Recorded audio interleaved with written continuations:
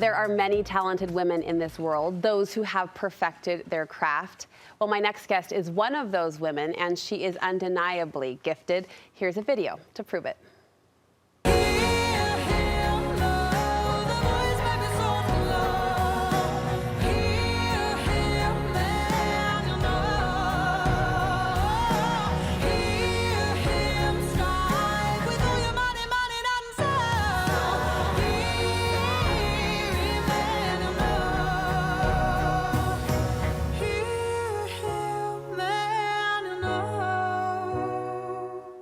Let's just marinate in that for a minute. Oh my goodness, I'm joined by singer-songwriter and Deseret book artist Emma Nissen. Welcome to Studio 5. Thank you so much. Girl. Pleasure being here. Ooh.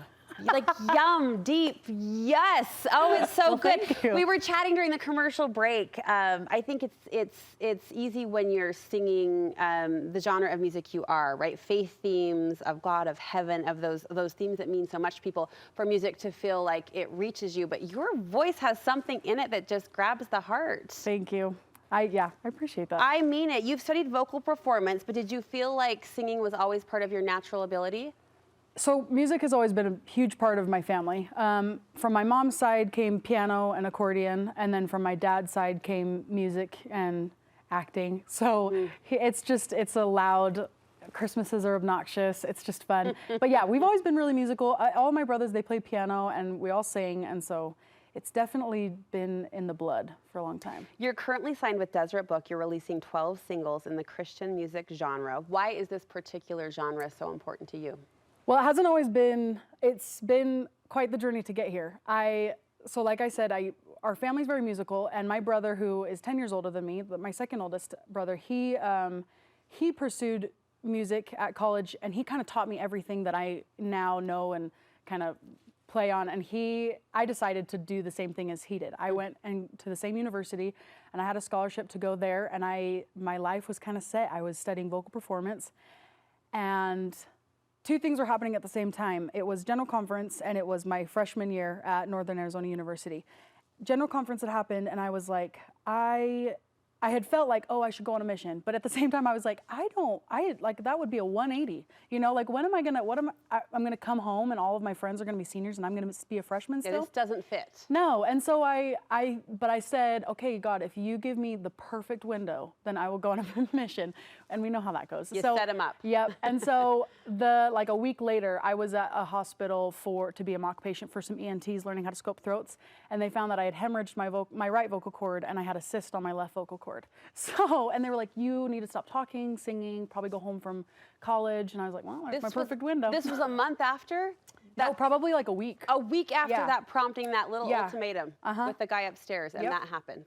Yeah, so, and I think I was in a place spiritually where I recognized that immediately. Like, obviously it was kind of the rug being pulled from under me, but I immediately was like, do you know what? This is not the end.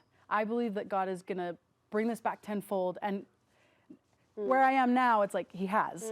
So I had faith. And so I decided to go on a mission, and I was able to go to Sweden, and then that's where I started writing music. And so that's the first time I wrote music, and the first music that came out was Christian music. And so that's kind of just been the beginning. And I think for that reason it's special, but also just because it's my own lifeline for my own testimony, but it's been an amazing connection for people all over the world, not just on their missions all over, but it's just connected a lot of people. Well said, Emma. What an amazing experience. You have a single called Light. Can we pause and listen? Here we go.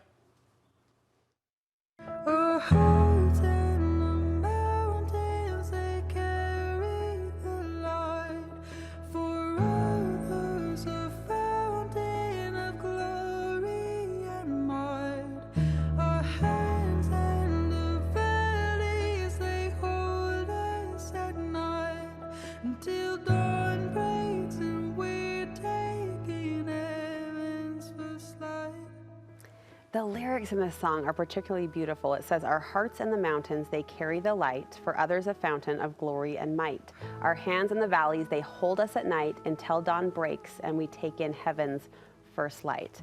How do you interpret those lyrics?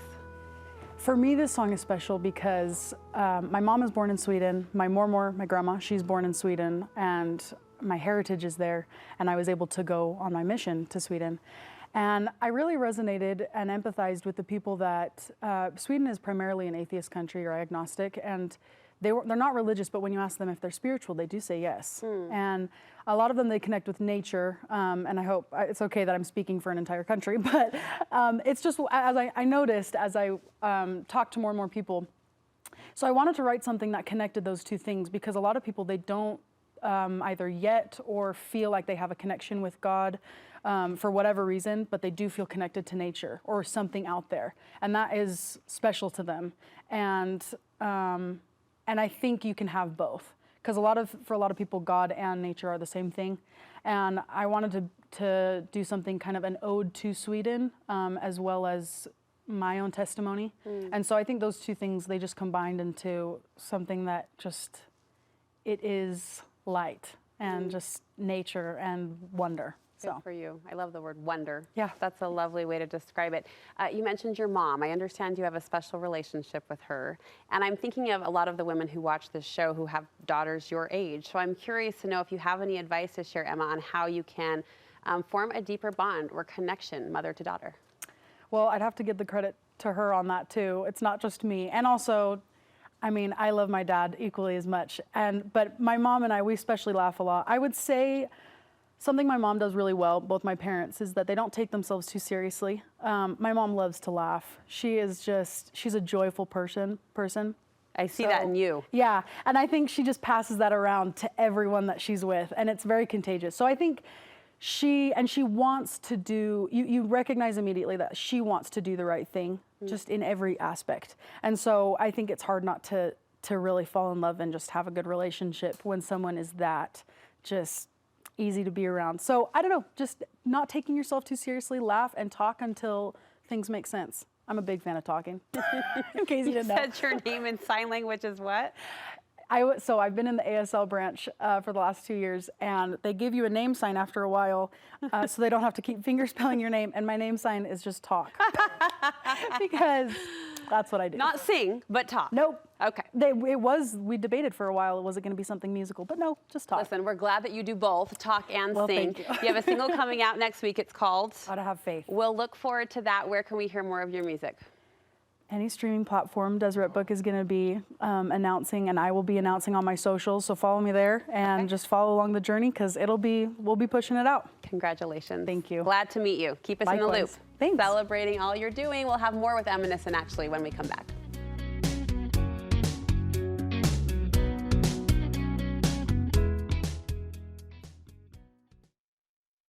Welcome back to Studio 5. I'm with singer-songwriter and Deseret Book artist Emma Nissen. So fun to get to know you today. Thank you. You're fun. You're talented and you're fun. We're going to play a game because you are fun. I understand that you the game is Name That Throwback. Okay. Name That Throwback. You are inspired by the oldies, especially jazz music. Yeah. Inside, I'm 80 years old. Like, for sure. Okay. Why jazz music? What about that grabs you? I think because there's endless possibilities, and it's just like smooth. I'm not talking elevator jazz. I'm talking like Ella Fitzgerald. She goes off, and it's just like, oh, how effortless. Yeah. Okay. We're gonna play a few throwbacks. Some are older than others. Okay. I'm warning you, and we're going to see how quickly you can name the artist and the song title. Are you ready? I'm so nervous. Cue. Song 1. I know I stand in line until you think you have the This is not even going to be a contest. What is it? What's it called? It's like something stupid. Something Stupid. That's it. All right. Let's transition to song number 2. That was it. Something Stupid by Frank Sinatra and Nancy, his wife. Song 2. Bee Gees. Come on. How Deep Is Your Love? Oh my gosh, we should just have the award love ready this on the song. sidelines. Okay, this next one I have a feeling you're gonna get just as fast. Here we go. Oh, Louis Armstrong and Ella Fitzgerald. Stars shining brighter, but Dream a Little Dream. Dream a little. Takes me a second to get there. Oh my gosh. Okay, we'll have one more just for the kick and giggles of it. Song 4, please. Song 4. Just the two of us. What's his bucket? There's a junior in there, isn't it? What's His Bucket is definitely the name Forgive on me. the album. You got it? His name. Okay. What's It's a character on Sesame Street. Name. Cookie Monster? Elmo. No, I'm thinking it's some. There's like, is there a George in there? Ooh. There's like another man with this like Grover. Grover Washington. Okay, all right. I Washington. cued you, but you had it. See, I think, what did I say? George? I don't know. Well, I felt George like there was a G. Washington. Oh, Grover you know what? That's Washington. probably where they all It was like collided. history mixed with Sesame Street, Yeah, mixed with you some threw me really with the good Sesame. music. I was I'm thinking sorry. Elmo? Yeah, that was terrible. I How didn't know. offensive. Grover, he was underestimated, you know? He was the underplayed. Yeah, he didn't get a lot of limelight. All right, well, you are not underplayed, and for good reason. We are celebrating you. Congratulations Thank on the you. new single coming out soon. We'll be listening. We'll be cheering you on. Emma, nice to meet you. Likewise. Thank you.